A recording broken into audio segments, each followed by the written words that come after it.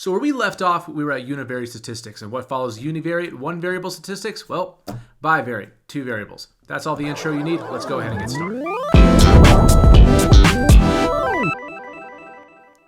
So bivariate, or two variable statistics, is going to look at the statistics between, well, two different variables. Interesting example here would be looking at the Big Mac prices versus the GDP per person in a certain country. And just as a little fun fact, I guess, if you will, the Big Mac Index was actually released in 1986 by The Economist magazine as sort of a proxy to see the purchasing power parity between different currencies. And it turns out it actually works pretty dang well. So if you're interested in that, take a look at the Big Mac Index. It's quite interesting. But you can see here that there is some kind of general upwards trajectory.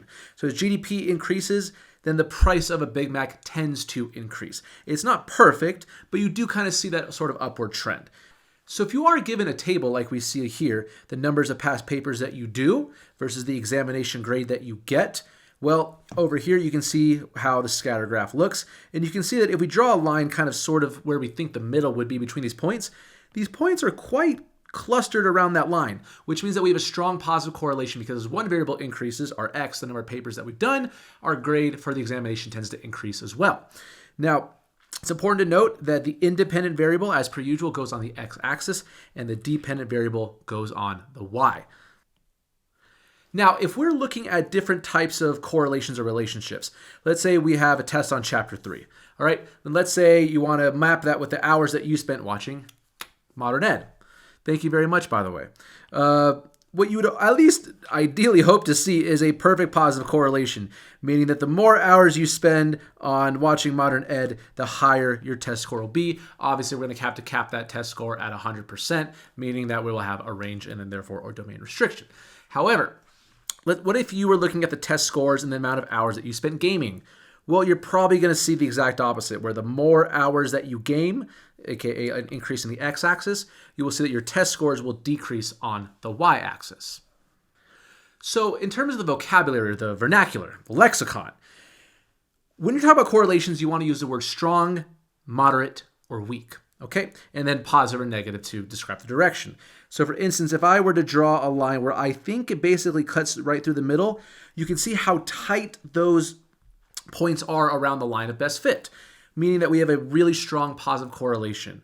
Over here, if I drew one, they're much more spread out, but there's definitely a trend going upwards. So we would kind of call this a moderate positive correlation. Then over here, I definitely have a positive correlation, but these are really spread out all around the line of best fit. So this is what we would call a weak correlation, a weak positive correlation. But luckily for us in this class, our calculator does all the hard work for us. We never really need to do these by hand. So let's go ahead and see how our N-Spire can help us out with this. So if we're looking at this table where we're given weight and height, let's draw a scatter graph to represent this information, just give a quick comment on the relationship. However, one thing you need to ask yourself, what are the independent and the dependent variables? What are you going to use for your X list and what are you going to use for your Y list? So does height depend on weight or does weight depend on height? Now, typically, the taller something is, whether it be a person or a plant or a camel, is probably going to weigh more. So the weight is going to be the dependent variable. It's going to be on our y-axis, and the height is going to be on our x-axis. So once you have your list set, what you're going to do is you're going to hit the plus button, add a new page, and you're going to add data and statistics.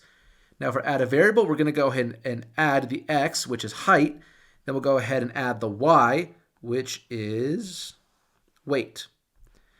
So now I have height on my x and weight on my y. And as I can see, I have a moderately positive correlation just by looking at this. It's definitely positive. So as height increases, weight also tends to increase. So I would say that there's a moderately positive relationship. So there you have it. I went ahead and I created a scatter diagram just from my list and spreadsheets. And then I gave a comment using the appropriate vocabulary. All right. And that's all I got for you in this video. I'll see you in the next one.